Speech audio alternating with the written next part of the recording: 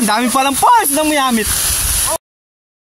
Uwi na nga tayo mga boss, at pang-apat na punta na natin to sa Miamit Falls, no? Pero to be honest, ngayon lang ako makakadaan dito sa baba pa uwi, no? Ayan, dadaanan natin yung daan mismo ng tubig. Ayan, yung susundin natin mga boss. At dito natin makikita na napakarami pa palang falls dito bago tayo umabot mismo ng Miamit Falls, no? Pero ngayon ay pababa tayo mga boss.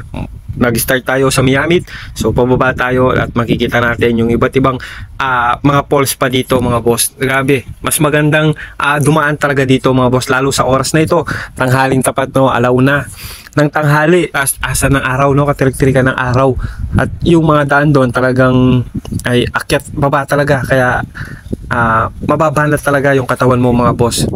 Kaya dito ay saktong-sakto lang. Karamihan halos patag lang muna, no? Mabato nga lang kasi tabing ilog, no? Pero napakasarap dumaan dito mga boss, napaka-presko ng lugar, no? Talagang hindi mo mararamdaman yung init.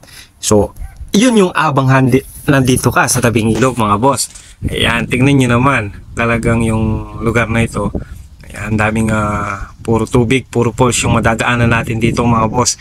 Ayan, so ingat lang, no? Kasi medyo mabato. Yung kagandaan lang sa mga bato na to, ayan, yung parang pader na bato na yan mga boss, ay hindi siya madulas, no? Kasi dahil nga humina na rin yung tubig sa Miamit Falls, hindi nasakop lahat yung mga bato na to sa dinadaanan ng tubig, no mga boss. Pero ayan, dala na rin talaga ng climate change na rin talaga, no? Kasi dati napakalakas talaga ng Miamit, lalong-lalo na nung unang punta natin dito mga boss, year 2010 pa yun mga boss, bata pa tayo nun. Ayan, talagang enjoy na enjoy pa sila dyan mga boss. Ayan, pero tingnan natin mamaya kapag paakyat na mga boss. Siyempre, kahit nasa baba tayo ngayon mga boss, meron pa rin tayong aakyatan kasi yung mga motor natin ay nandun pa rin sa taas, no?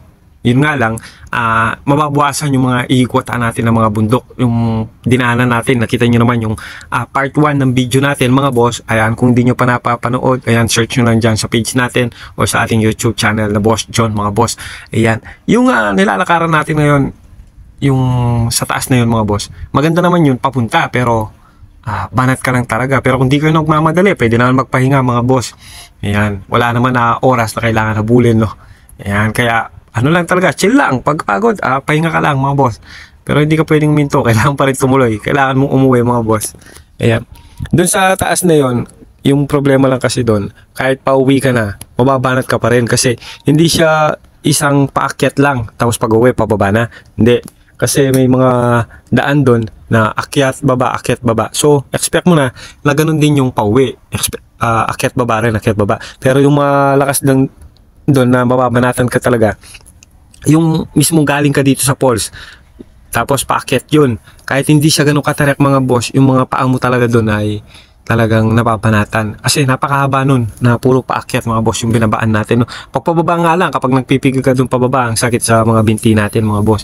At ganun din yung mararamdaman mo pag paakyat ka na doon, pag binalikan mo yun mga boss. So para sa akin, mas okay talaga yung dinaanan natin ngayon dito mga boss. Bukod sa nakita mo na yung view kanina sa taas, mas makikita mo pa yung view dito. Tapos ayun nga, less pagod mga boss, sa iwas din sa init ng araw, no? Tirik na tirik ng araw. Kaya sa time na yan mga boss, alauna pa naman ng madaling araw, ang tanghali, no?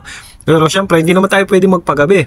Doon na malayo-layo pa yung pupuntahan na uwian natin, no mga boss. Kanina yung dinaanan namin papunta, umabot din kami ng kulang-kulang 3 hours bago kami nakarating doon sa may Miamit Falls mismo mga boss. And then dito sa pauwi, ayan, tignan natin mamaya, no? Pero mas tumagal kami dito mga boss kasi mas maraming destination to, mas maraming pahinga kasi nga minsan magpipicture pa sa mga falls na dadaanan.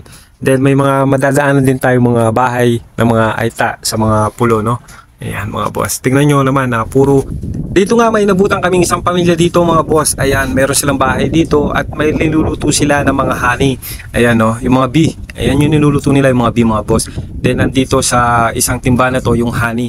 Grabe, napakasarap mga boss. Pure na pure honey mga boss. Ayan, tinikman din natin yan mga boss at talaga naman napakatamis. Ayan, wala pang halo yan mga boss kasi yung ibang binibenta dyan sa labas ay karamihan mayroon ng halong tubig o asukal mga boss. Pero ayan, purong katas ng mga bee mga boss. Ayan, pure na pure honey yan mga boss. Ayan, tinikman din natin yan. Ayan, kinamay ko na mga boss at malinis naman yung kamay natin dyan. No, ayan, at sa kanila yan naman yan mga boss. Ayan yung mga bee, hindi ko alam kung anong luto yung gagawin nila mga boss. Fast forward mga boss, pagkakyat namin dun sa materik na daan, ayan, nandito ulit kami sa isang kubo. Ayan, nagpahinga na naman mga boss at dito ay pagod na sila. Ayan, tignan nyo naman si Bakero na kanina sigaw ng sigaw. Ngayon ay hindi na maibuka yung bibig mga boss. Pero ayan, malapit na mga boss sa wakas. Dahil paglabas na nga namin dito sa labasan ng kubo na ito na pinanggalingan namin mga boss, ay makikita mo na yung daan na dinadahanan ng mga motor, no? So, malapit na tayo doon sa mga pinag-iwanan natin ng mga motor natin mga boss. Ayan, kaya nakakapag-enjoy na rin yung iba. Ayan, at tapos pagkaabot ko dito sa mga motor mga boss, ay binalikan ko na rin yung mga ibang kasama natin na naiwan dun sa huli kung saan naabot yung mga motor, para masundo na natin at mapabilis. At medyo tumagal yung lakad namin mga boss. Umabot kami ng mahigit 4 na oras. Grabe, mag-aalas 5 na. Nandito pa kami sa taas ng bundok. At sa sobrang pagod nga mga boss, ay nakita ko itong papaya na to at hinugot ko na. Hindi na ako nagpaalam kay Tito Robert kasi wala naman siya dito. Ayan, binanatan na namin mga boss. And fast forward mga boss. Ayan, at salamat. At safe na nakabalik dito sa Albiera mga boss. Alas 5 na mga boss nung nakabalik kami dito sa Albiera Country Club. Ayan, hanggang dito na lang din yung video natin mga boss at maraming salamat sa inyong panonood. God bless you.